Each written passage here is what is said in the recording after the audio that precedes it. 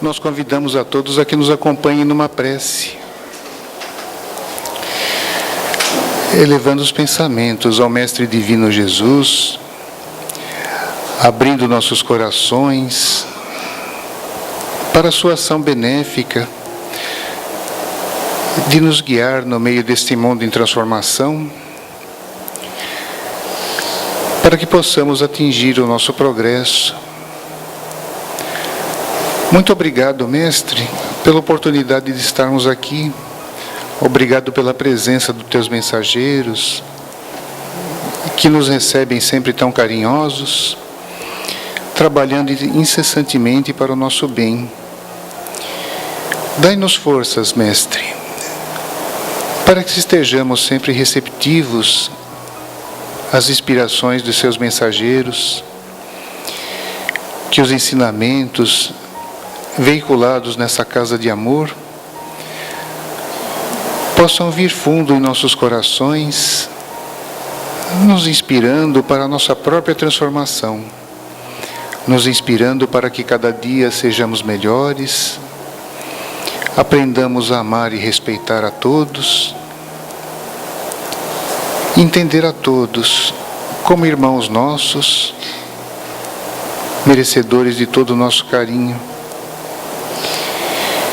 E te pedimos ainda, Mestre, que teus mensageiros cheguem a todos os lugares do planeta, onde quer que haja guerra, sofrimentos, doenças, seja de que tipo forem, possa o teu imenso amor levar alívio, e se isso não for possível, que leve forças, pois sabemos que toda prova é necessária, e que todos possam ser fortalecidos. Profundamente agradecidos, nós pedimos a tua permissão para o início do nosso trabalho doutrinário dessa tarde. Que assim seja. Hoje, então, temos a satisfação de ter conosco a nossa amiga Natália de Almeida, de Joinville, trabalhadora do Centro Espírita Paz do Senhor, que vai nos falar sobre perdão, a melhor terapia. À vontade, Natália, que Jesus te ilumine. Obrigada. Boa noite, queridos irmãos. Que o amor do Pai, que a paz desse amoroso Mestre Jesus permaneça conosco, hoje e sempre. Perdão, melhor terapia. É deste livro, Divaldo Pereira Franco, pelo espírito Amélia Rodrigues. Eu passei na livraria da casa antes de subir e vi que de Amélia Rodrigues a casa tem alguns livros à venda. O meu é uma capa muito antiga. Lá na livraria tem umas capas modernas. Amélia Rodrigues ditou a Divaldo Pereira Franco 10 livros, todos eles contando histórias a respeito da vida de Jesus. Começa com o livro Primícias do Reino e termina com Vivendo com Jesus. 10 livros, onde ela pega personagens bíblicos, personagens aqueles que viveram com Jesus, e ela vai contar como era a vida desse personagem antes de estar com Jesus, o que aconteceu por inteiro no momento em que aquele personagem esteve com Jesus, e ela vai contar o que aconteceu com ele depois. Então, por exemplo, ela conta a história do paralítico de Cafarnaum. Em nenhum outro lugar eu conheço a história do paralítico de Cafarnaum depois que esteve com Jesus. Amélia Rodrigues conta em Primícias do Reino. A mulher adúltera, o que aconteceu com essa mulher depois que Jesus impediu que ela fosse apedrejada até a morte? Amélia Jesus nos conta no Primícias do Reino. Vocês sabem como Amélia Rodrigues, esse espírito, chegou na vida de Divaldo Pereira Franco? Foi no tempo em que a Mansão do Caminho ainda ficava com as crianças como filhos adotivos do Divaldo. Lá na certidão de nascimento de cada criança que chegava na Mansão do Caminho, ficava assim: pai, Divaldo Pereira Franco. Mãe, Alta de Souza. Detalhe, Alta de Souza já tinha desencarnado quando Divaldo era criança, tá? Mas constava o nome dela como sendo a mãe de todos os filhos da Mansão do Caminho. E numa madrugada desta época, em que a Mansão do Caminho abrigava os filhos do coração de Divaldo, Divaldo chega de madrugada da Mansão do Caminho, vindo de uma outra cidade, onde ele foi palestrar, foi fazer uma conferência. E quando ele abriu a porta, lá por 2h pouca da manhã, a Mansão do Caminho estava em silêncio. Os pais que ficavam lá como pais adotivos, os cuidadores, e as crianças estavam dormindo. E Divaldo estranhou porque ele abriu a porta principal da Mansão do Caminho e veio do fundo do corredor uma mulher, caminhando, sorrindo na direção dele, mas ele percebeu que ela vestia uma roupa muito antiga. E ela chegou diante dele e falou: meu filho, eu gostaria que você fosse comigo agora até o Arvoredo, atrás da Mansão do Caminho. Então é onde hoje tem as escolas de panificação. Mas no passado ali era um arvoredo. E aí Divaldo vai acompanhando aquela senhora, olha a educação dele. Ele não fez pergunta o que aquela mulher estava fazendo às 2h pouco da manhã, sozinha dentro da Mansão do Caminho. Ele acompanha. Porque ele disse que teve a impressão que era uma senhora encarnada. Tal a densidade que ela fez no perispírito, né, para ser vista. E chegando no final onde tinha o arvoredo, ela parou e ele disse que a atmosfera tremeu, como a gente num dia de verão, quando está de carro pela BR, né, a gente percebe a atmosfera, como se fosse um vidro tremendo. E ele disse que era de madrugada, mas ele sentiu tremer. E ali, parado em pé, ao lado dela, eles viram em poucos minutos, que ele não saberia dizer quanto, toda a vida pública de Jesus. Ele viu ali entre as árvores, do nascimento até a paixão e morte e ressurreição de Jesus. Ele não saberia dizer quantos minutos levou. E quando terminou, ela sorriu para ele e falou: meu filho, meu nome é Amélia Rodrigues, e eu gostaria que você fosse dormir, porque ainda nessa noite eu vou começar a ditar a vida de Jesus a você. E nessa noite chegou na terra o livro Primícias do Reino. Lembrando, né, primícias são os frutos da primeira colheita. Primícias do Reino, a colheita do Reino. Então são 10 livros, um mais lindo do que o outro. E eu vi que lá tem 4 diferentes da coleção dos 10, né? E é desse livro, Pelos Caminhos de Jesus, de Valdo Pereira Franco, Espírito Amélia Rodrigues, lá no seu capítulo 13, que nós tiramos a nosso subsídio para a nossa conversa amorosa da tarde de hoje. Perdão, melhor terapia. E ela vai contar a parábola dos talentos, que está lá no Evangelho de Mateus, mas está também no nosso Evangelho segundo o Espiritismo, no capítulo 11. O capítulo 11, que o título é Amar o Próximo como a si mesmo. Então, nós vamos ler a parábola dos talentos para relembrarmos e sermos fiel ao texto quando conversarmos sobre perdão, melhor terapia. Então, em Mateus, no capítulo 18, versículo 23 a 35, encontramos: o reino dos céus é comparável a um rei que quis tomar conta aos seus servidores. Tendo começado a fazê-lo, apresentaram-lhe um que lhe devia 10.000 talentos. Mas, como não tinha meio de pagá-los, mandou seu senhor que o vendesse a ele, sua mulher, seus filhos e tudo que lhe pertencesse, para pagamento da dívida. O servidor, lançando-se aos pés, o conjurava, dizendo: Senhor, tende um pouco de paciência e tudo te pagarei. Então, o Senhor, tocado de compaixão, o mandou embora e lhe perdoou a dívida. O débito era grande, e a lei permitia que toda a família respondesse por esta dívida, podendo ser vendida, a fim de que a dívida fosse resgatada. O endividado, no entanto, pediu nova oportunidade, prosternou-se e suplicou, e a concessão lhe foi feita com integral dispensa do pagamento. Uma grande dívida e um largo gesto de perdão. Embevecido, vamos lembrar que era uma parábola, Jesus estava ali contando uma história que ele estava criando. Embevecido, os ouvintes acompanharam o acontecimento ali exposto. E Jesus continuou: esse servidor, porém, ao sair, encontrando um dos seus companheiros que lhe devia apenas 100 dinheiros, o segurou pela goela e, quase a estrangulá-lo, dizia: paga o que me deves. O companheiro, lançando-se-lhe aos pés, o conjurava, dizendo: tende um pouco de paciência e eu tudo te pagarei. Mas o outro não quis escutá-lo. Foi-se e mandou prendê-lo, para tê-lo preso até que pagasse o que devia. Os outros servidores, falou Jesus suavemente, os seus companheiros, vendo o que se passavam, foram extremamente aflitos e informaram o Senhor de tudo quanto acontecera. Então, o Senhor, tendo mandado vir à sua presença aquele servidor, lhe disse: mau servo, eu te havia perdoado tudo o que me devias, porque me pedistes. Não estavas desde então também tu no dever de ter piedade do teu companheiro como eu tivera de ti? E o Senhor, tomado de cólera, entregou-o aos verdugos para que o tivessem até que ele pagasse tudo o que devia. E aí Jesus termina a parábola nos dizendo: e é assim que meu Pai, que está no céu, vos tratará, se não perdoardes do fundo do coração as faltas que vossos irmãos houverem cometido contra um de vós. Como dissemos no começo da nossa fala, é uma parábola, então nós precisamos tirar o ensinamento. E é muito interessante porque alguns amigos nossos de outras religiões, eles pegam as parábolas e eles levam ao pé da letra. Então, eles levam ao pé da letra a parábola, não tirando daí a lição, não tirando daí a exemplificação, que é uma ideia que Jesus nos passa para tirarmos a lição primeiramente para nós. Então, a lição dessa tarde é primeiramente para mim, para a Natália, porque eu passei a semana preparando o texto. Os ouvidos que estão ouvindo, os mais próximos da boca que fala são os meus, então é primeiramente para mim. Perdão, melhor terapia. Então, a Amélia Rodrigues, ela vai começar nos dizendo que o perdão é uma terapia extraordinária realmente.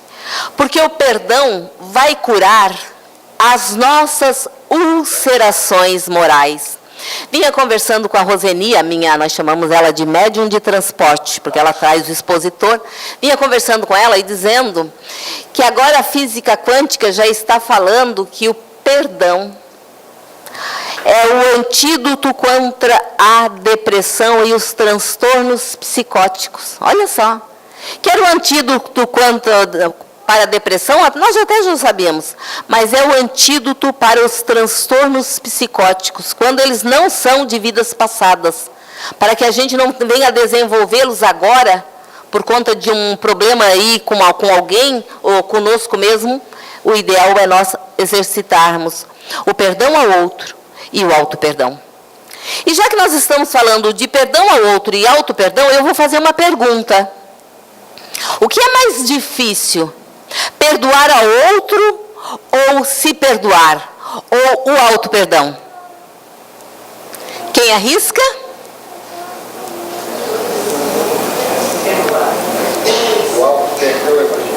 O auto-perdão.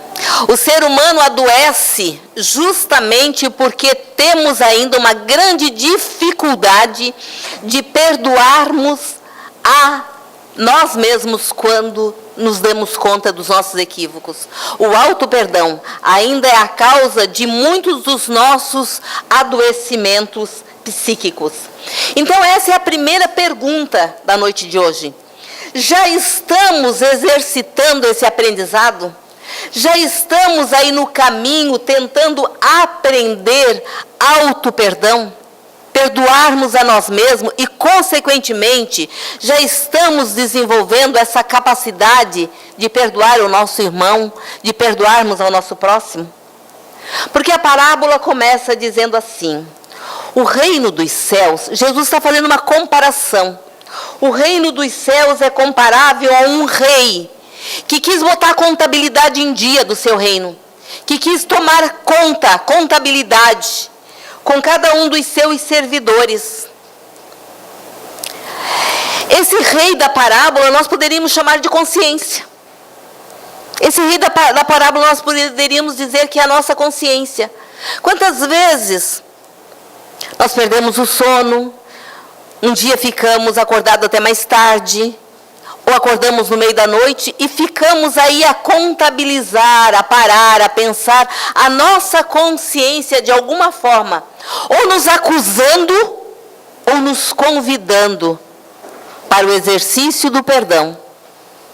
Então é tempo, já que até as ciências da Terra estão dizendo que perdoar é conseguir uma saúde mais eficaz, já é tempo de exercitarmos o perdão. Ah, mas é que eu tenho uma dificuldade, eu não consigo perdoar. Comece a orar, pedindo ao Pai, pedindo a Jesus que até no momento extremo da cruz, ergueu os olhos para o céu e disse: Pai, perdoai, eles não sabem o que fazem. Então tá, aquele nosso semelhante, aquele amigo que também errou contra nós, ele também não sabe o que ele faz, porque ele não sabe que ele também acabou contraindo algo perante a sua própria consciência. E muitas vezes ele é o professor que nós precisamos para nós irmos aprendendo e exercitando a arte de perdoar. Então, num outro momento, numa outra fala, o Mestre Jesus vai nos dizer que tudo que nós pedirmos ao Pai, em nome dele, Jesus, que o Pai nos concederá. Que tal nessa noite nós começarmos então a pedir? Lembrar daquela pessoa que está muito difícil a convivência, lembrar daquela pessoa que está muito difícil realmente desculpar, perdoar, transcender uma determinada situação. E lembrar da fala de Jesus, que se nós pedirmos ao Pai em nome dele, o Pai vai nos conceder. E começar a pedir que o Pai, que os amigos espirituais nos auxiliem, porque em algum momento da nossa vida nós também vamos precisar ser desculpado, ser perdoado por alguém. Então vamos começar a partir de hoje a pedir. E nós precisamos de auxílio até mesmo para isso, até para aprender a pedir desculpas, a pedir perdão. Mas será que somos só nós, seres ainda de uma evolução mediana? Acho que eu tenho que falar primeiro, né, em relação a mim, não conheço a evolução de cada um, né? Ou é assim com todos nós? E aí nós vamos trazer um exemplo bem de alguém que nós, os espíritas, amamos e admiramos muito. Chico Xavier. Um vizinho disse algo que magoou o coração de Chico. E Chico se entristeceu. E como Chico se entristeceu, a energia baixou.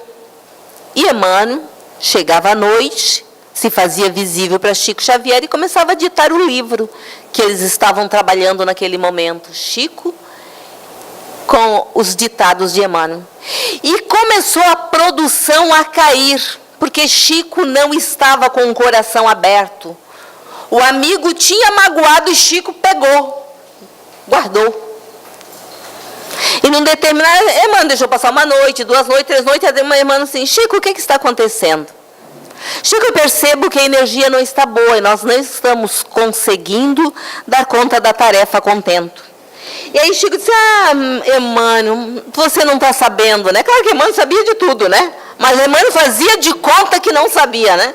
Emmanuel, tu não está sabendo, né, Chico? Foi fulano de tal, Emmanuel. Ele me magoou. Ele disse assim, assim, assim, eu estou muito magoado. E aí Emmanuel falou assim: Chico, você já foi lá pedir perdão a ele? Ó, ele me magoou, né? E aí Emmanuel, Chico, mas Emmanuel, como assim eu ir lá pedir perdão? Emmanuel, você ouviu? Ele me magoou. Chico, você já foi pedir perdão a ele? Mas Emmanuel, eu acabei de dizer para você. Foi ele, não fui eu que me equivoquei. Aí Emmanuel olhou para Chico e disse assim: Chico, e você preferia que o equivocado fosse você? Nós no dia a dia nós não lembramos disso. E a gente sai comentando para todo mundo: se tu souber o quanto fulano me magoou, o quanto a fulana me magoou, nós não paramos para dizer assim: obrigada, Pai, que o equivocado não sou eu, que não foi eu dessa vez que me equivoquei, então eu estou tranquilo para poder dar conta disso mais facilmente. Foi a lição que Emmanuel deu a Chico naquele momento. Tá, Chico, e tu gostaria que fosse você o equivocado? E é claro que Chico rapidinho foi pedir perdão para alguém que o tinha machucado. Aí eu fico imaginando nessa hora, né, a transformação da energia entre Chico Xavier e aquela pessoa que o tinha magoado. Então vamos voltar agora para a parábola. Aquele homem então é chamado para prestar contas ao seu Senhor, porque ele deve. E hoje nós vamos ter o prazer de, no lugar da prece final, nós vamos ser brindados pelo coral. Então nós convidamos a Laís e todo o coral para que venha aqui na frente para mais uma apresentação. E ele se ajoelha diante do Senhor e pede que o Senhor tenha paciência. Porque pela lei hebraica, e era para os hebreus que Jesus estava contando a parábola, na lei de Moisés, alguém poderia inclusive tornar-se escravo.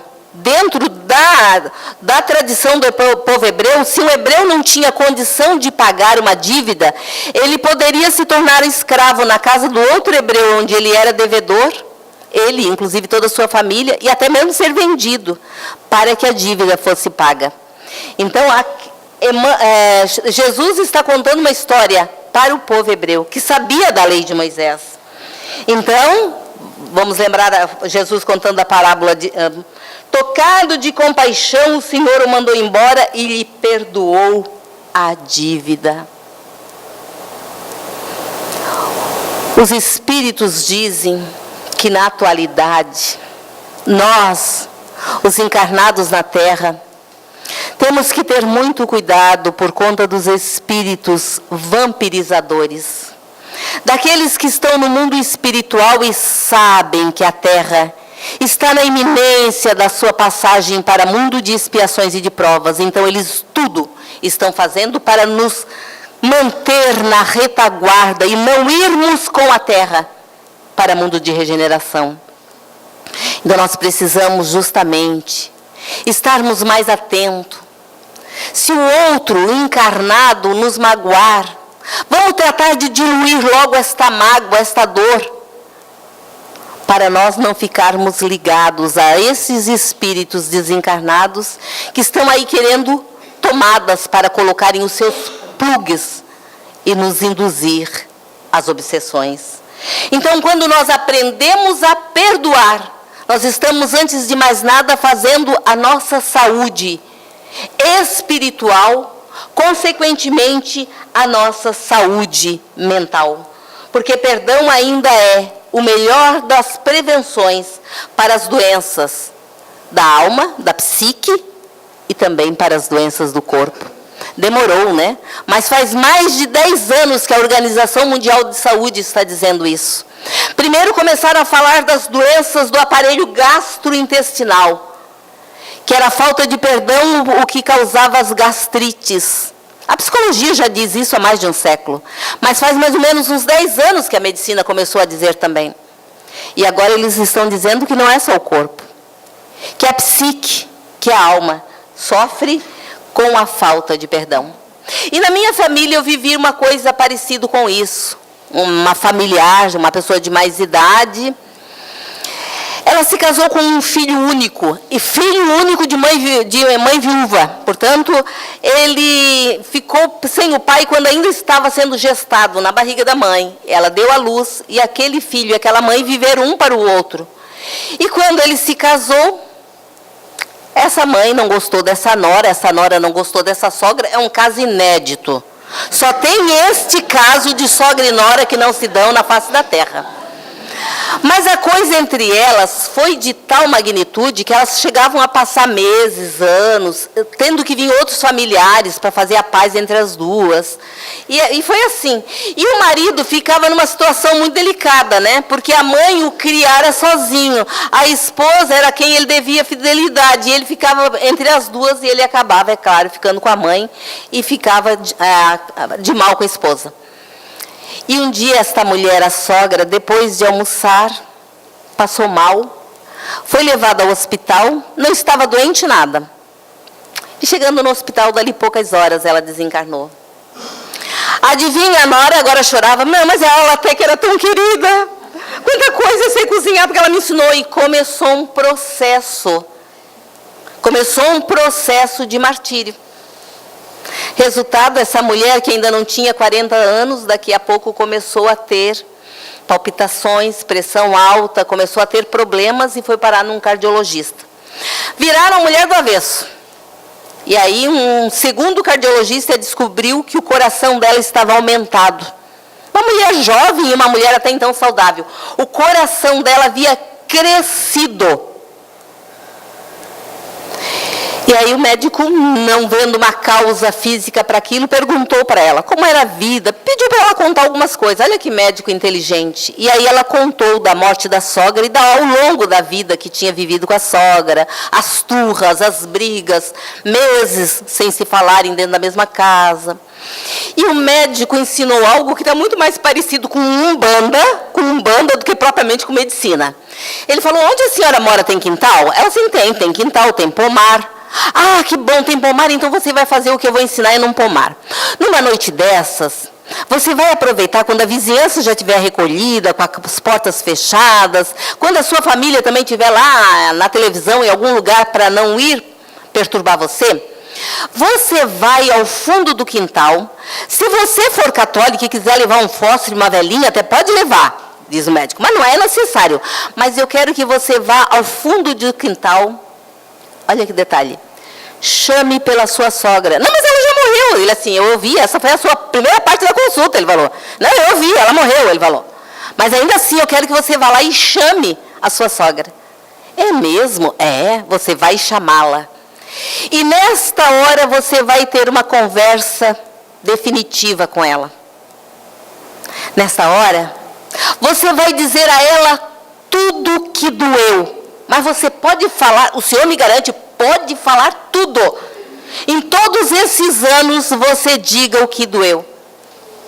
E depois que você tiver tido a certeza que você disse tudo o que doeu, se vier alguma coisa que foi interessante, que foi bacana entre vocês, e você quiser dizer, também pode dizer.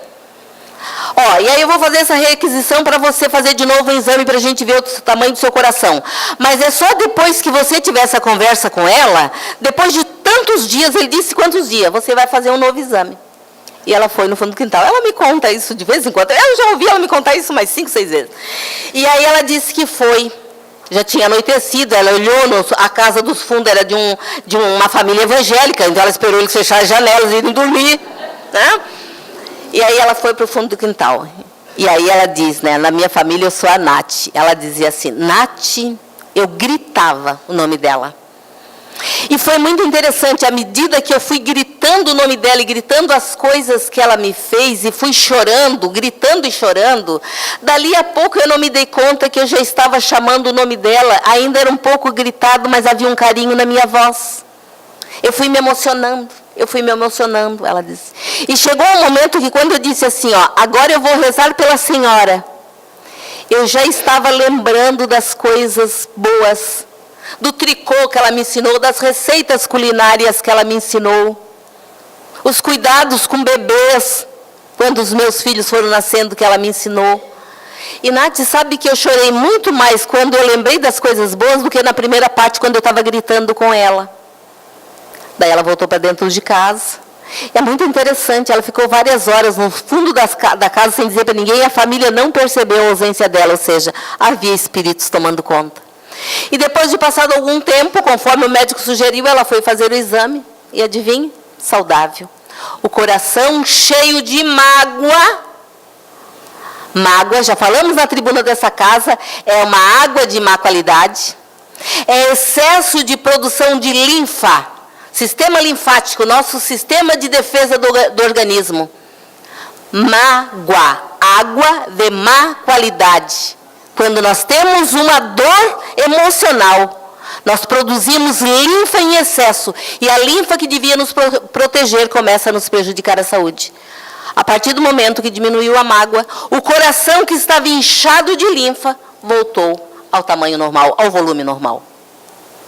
Então parece que a Organização Mundial de Saúde sabe disso, porque está nos pedindo para exercitarmos o perdão. Primeiramente a nós mesmos, o que é o mais complicado, e depois ao próximo.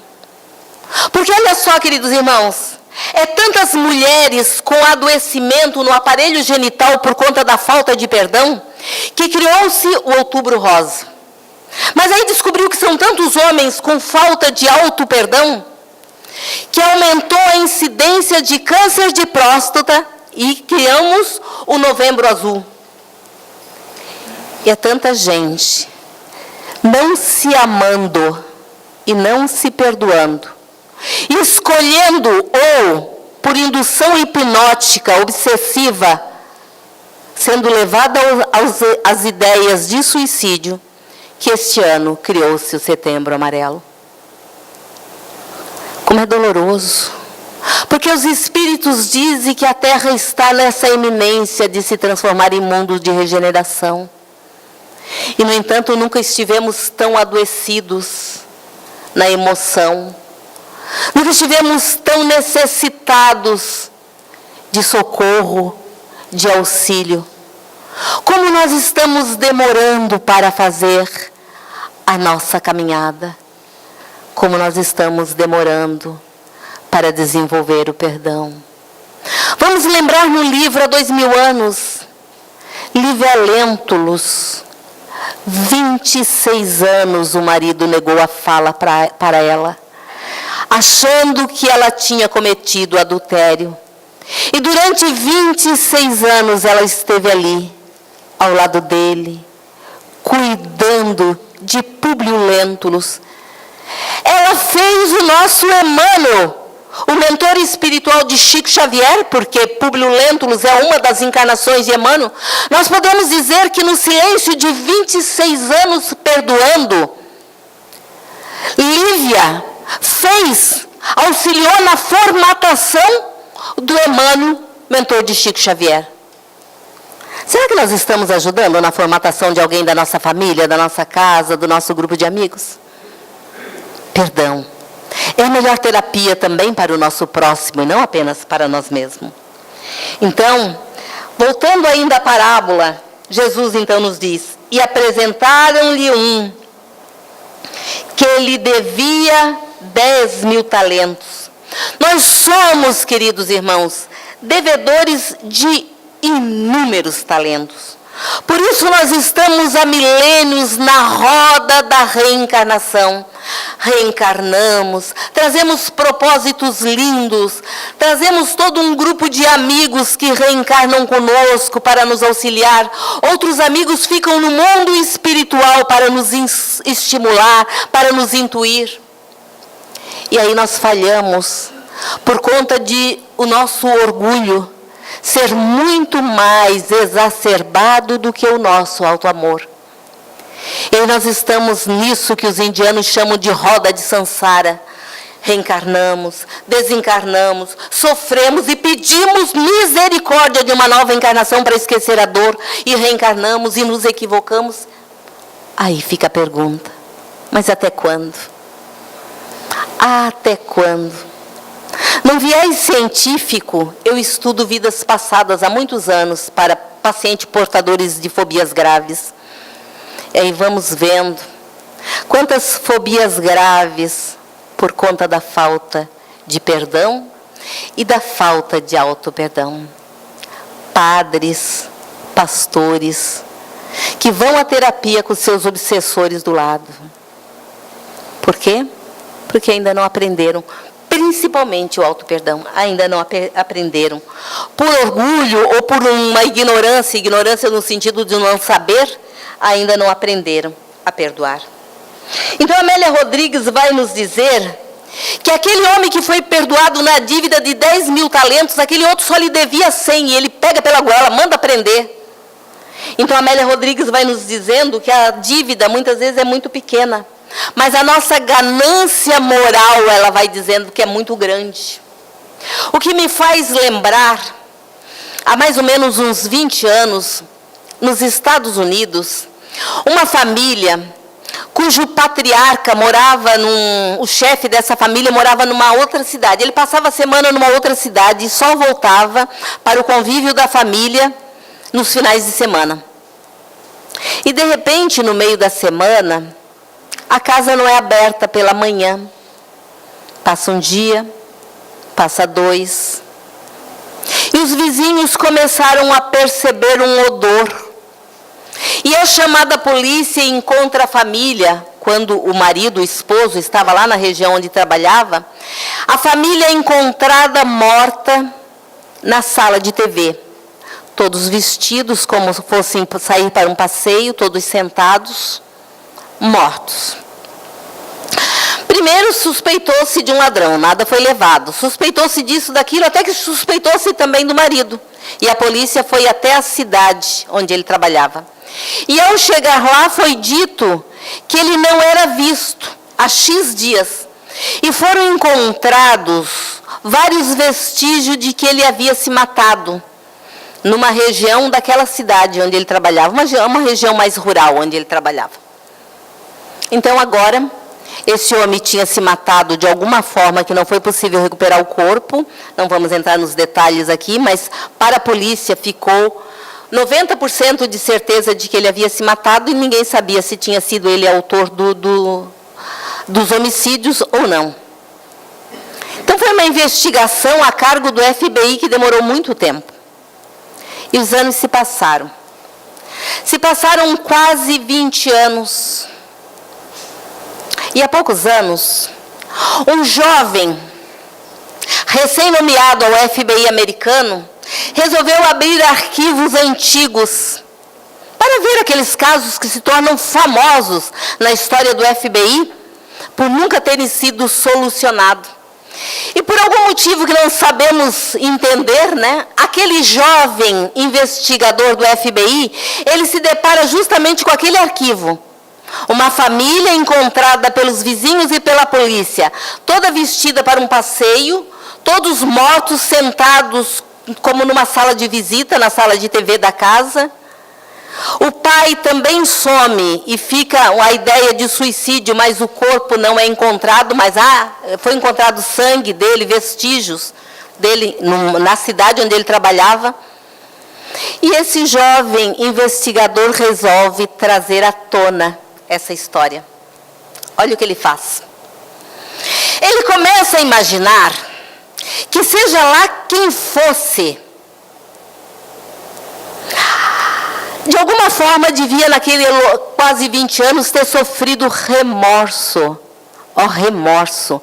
Moer repetidamente. Remoer. Remorso. Remorso. Eu fiz uma coisa, eu me arrependi e eu vou remoendo. Remorso. Remorso. Eu vou moendo.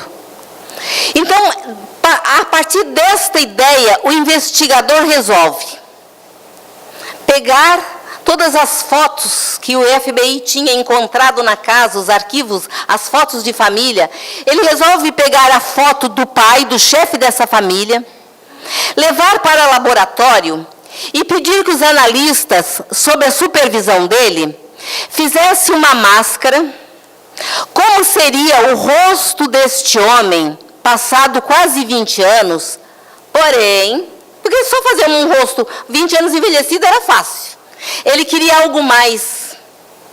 Ele queria que fizessem uma máscara do rosto desse homem, como ele seria 20 anos depois, carregando culpa e remorso.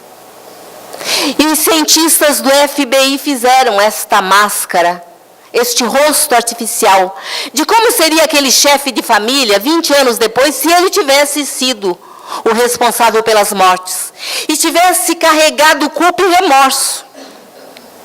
E aí eles fotografam a máscara e eles jogam na rede. Menos de 24 horas. O chefe daquela família que não tinha se matado estava diante dos agentes do FBI. Ora, queridos irmãos, contamos essa história para vermos que as dores morais chegam a imprimir nas nossas células físicas a dor. A falta de perdão que esse homem provavelmente carregou, a culpa que este homem carregou ficou impressa na face. Isso faz nos lembrar aquelas crianças que sentaram no colo de Jesus. Falamos disso na semana passada num outro centro espírita.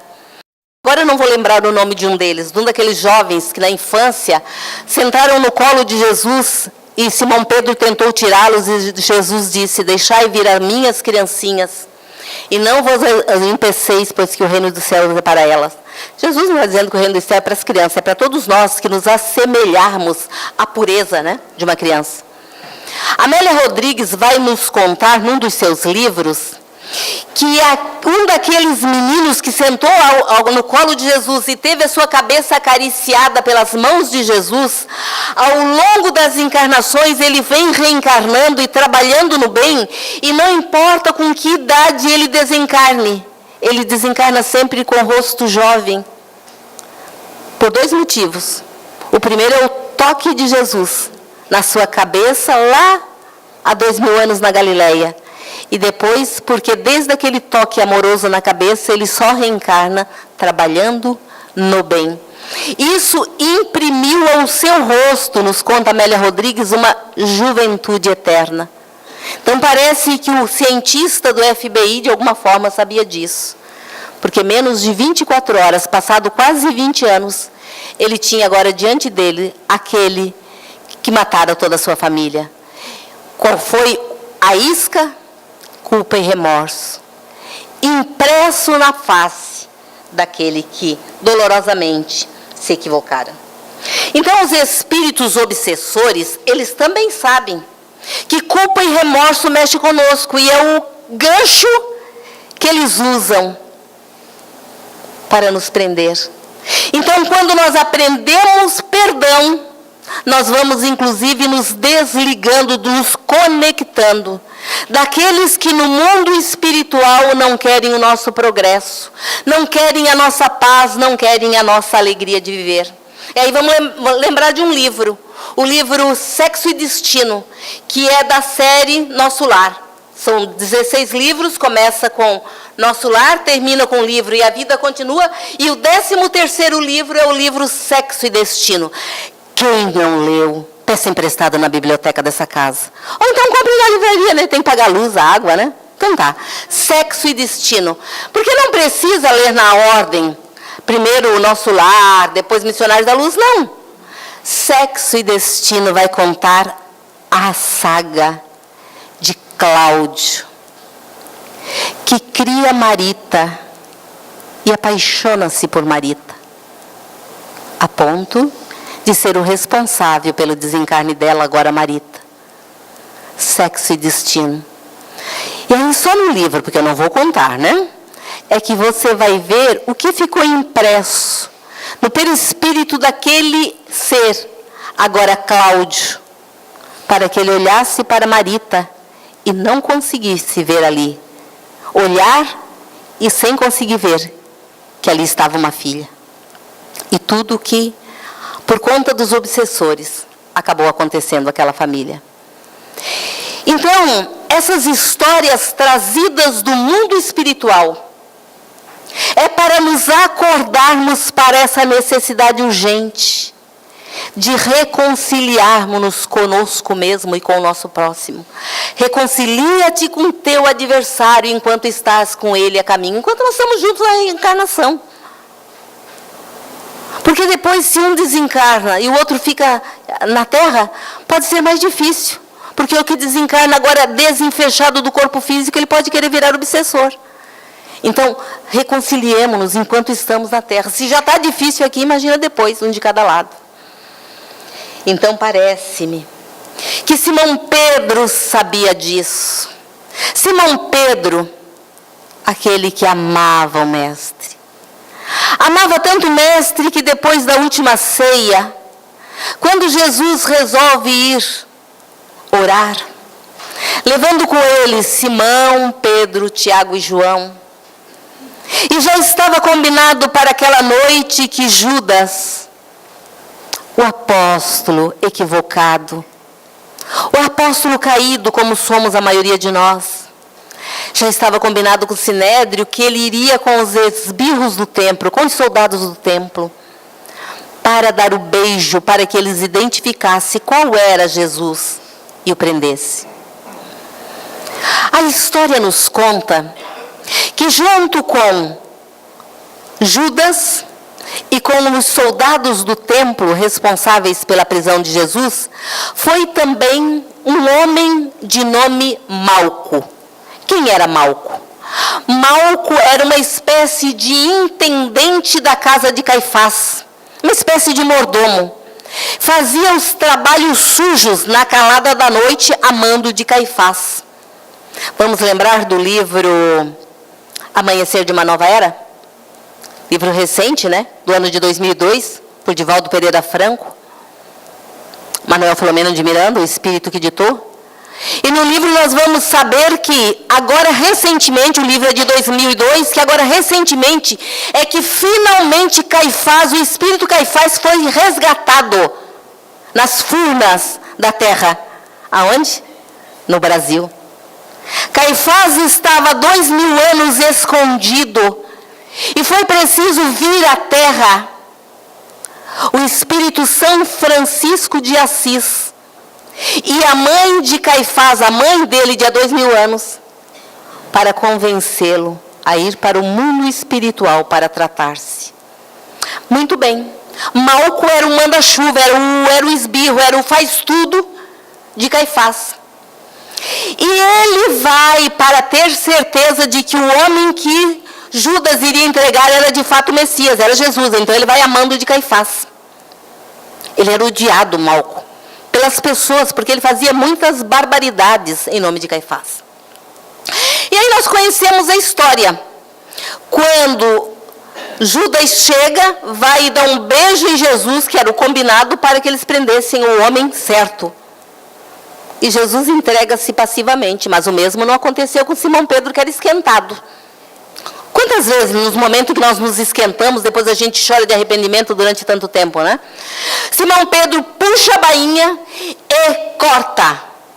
Ele atora, corta fora a orelha de Caifás. Durante muitos anos, nós entendemos que Jesus recolocou a orelha, já que Jesus disse: Simão, embainha tua espada, pois todo aquele que com ferro fere, com ferro será ferido.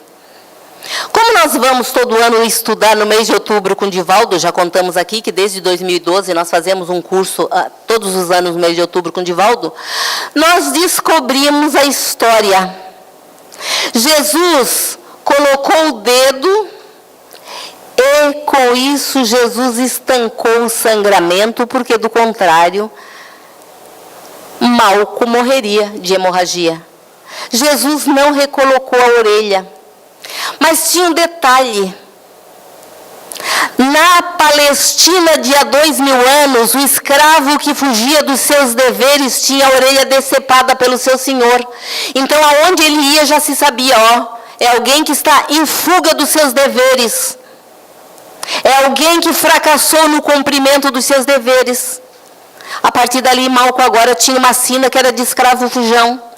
Então o que ele faz? Ele vai a Caifás, pede dinheiro e diz que vai embora da Palestina e ele vai morar em Roma.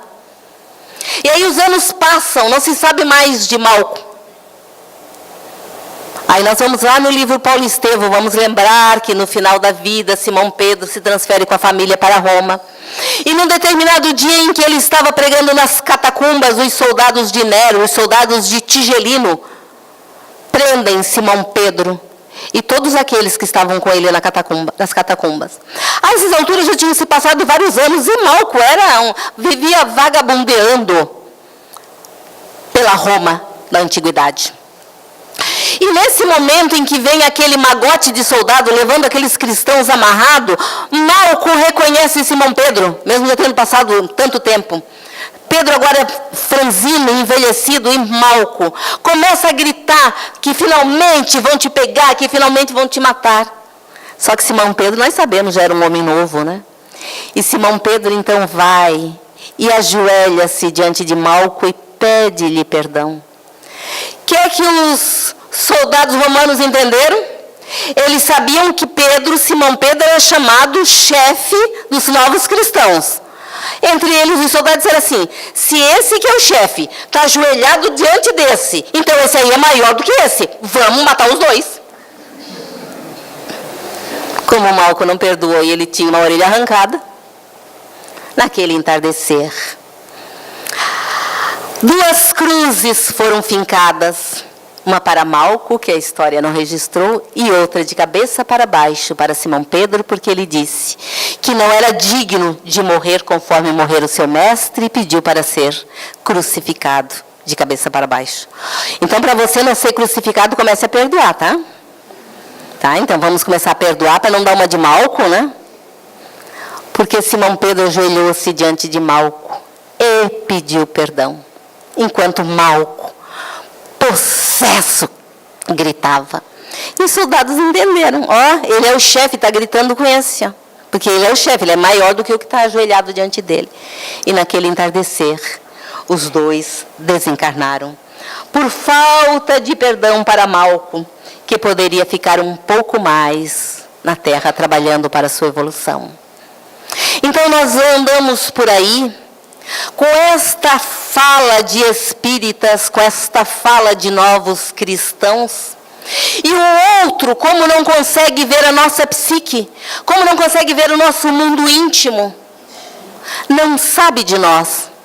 Se nós realmente já estamos fazendo a reforma íntima, se nós realmente já estamos aprendendo a perdoar. Mas o mundo espiritual sabe. Tanto aquele que nos amam, como aqueles que só estão esperando, os nossos Malco, que só estão esperando uma oportunidade para nos entregar a lei. Então não vamos ser como aquele homem que quis tirar vantagem de um determinado rei. Era um rei muito vaidoso, era um rei que achava que tudo dele devia ser o melhor, afinal de contas ele era o rei. E o larápio que chega naquele reino e descobre o quanto o rei era vaidoso, pensa, eu vou me dar bem, usando da vaidade do rei.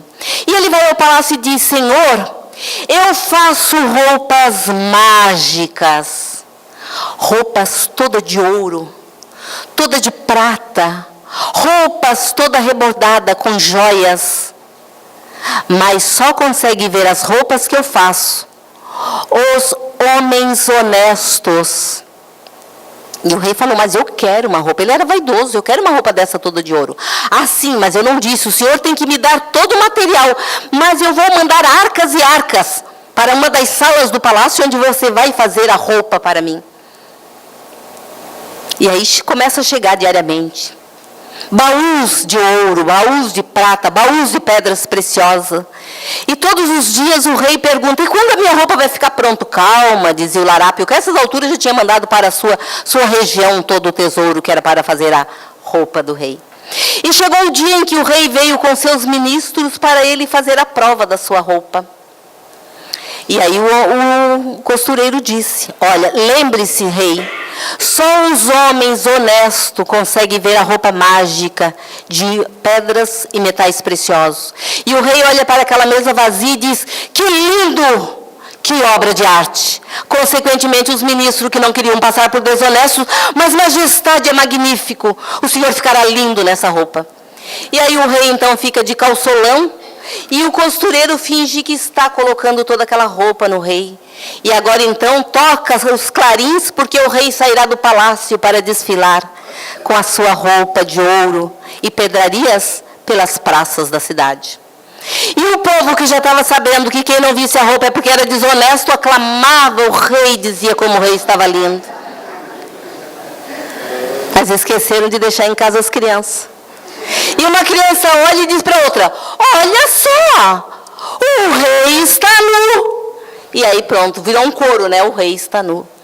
Pois é, assim somos nós. Estamos passando pela vida. E as crianças, anjos guardiões, tomara que nunca digam de nós, olha, eles estão nus. Quem sabe nós já estejamos preparando a nossa túnica nupcial para as bodas com a paz, para as bodas com alegria, para as bodas com a paz, a vontade de viver. Uma boa noite e muita paz. Muito obrigado, Natália, pela excelente palestra. Jesus te abençoe e volte sempre. Pode me chamar. E hoje, depois dessa excelente apresentação, aproveitando esse momento que nós estamos aqui já com essas palavras nas nossas mentes, eu sou até suspeito para falar que eu sou fã incondicional da Amélia Rodrigues, como eu estava te falando antes, que ela conta os bastidores dos evangelhos, e é muito bacana, é muito gratificante essa obra toda, vale a pena a gente ver. E hoje nós vamos ter o prazer de, no lugar da prece final, nós vamos ser brindados pelo coral. Então, nós convidamos a Laís e todo o coral para que venha aqui na frente para mais uma apresentação. Boa noite. Este é o Coral Espírita Luz em Canto, que foi criado com a finalidade, com o intuito de usar a música e o canto de forma especial para divulgar a mensagem espírita cristã. Hoje vamos apresentar 2 canções, mas antes disso gostaríamos de lembrar que estamos abertos à vinda de qualquer pessoa que sinta vontade de cantar conosco. Não é preciso ter experiência em canto coral e a idade mínima é de 7 anos. Vamos iniciar falando de algo muito importante, que é essa necessidade que todos nós temos, ou quase todos nós temos, de assumir, de adotar um novo padrão mental.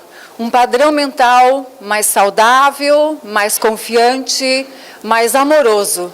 Mais amoroso, primeiramente, conosco mesmos, para que dessa forma possa ser mais amoroso para com o outro. Para vocês, então, mude o pensamento.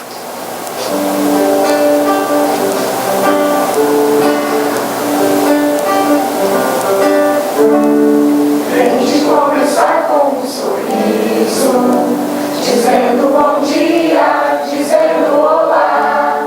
Tente começar com um abraço, abraçando a quem quiser te abraçar.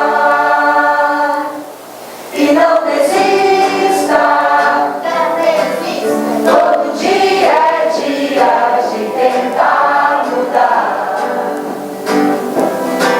E não desista, não desista. Todo dia é dia de recomeçar.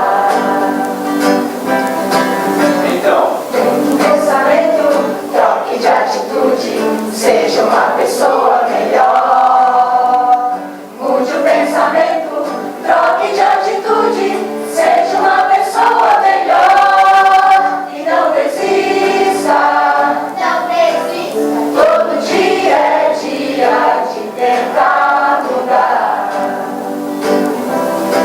E não desista.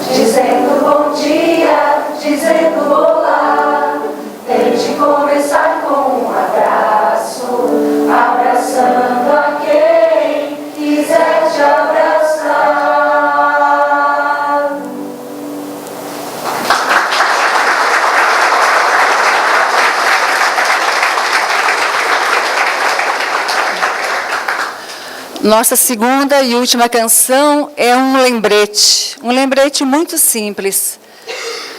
Essa canção nos lembra de que o amor, e só o amor, é a cura para qualquer criatura.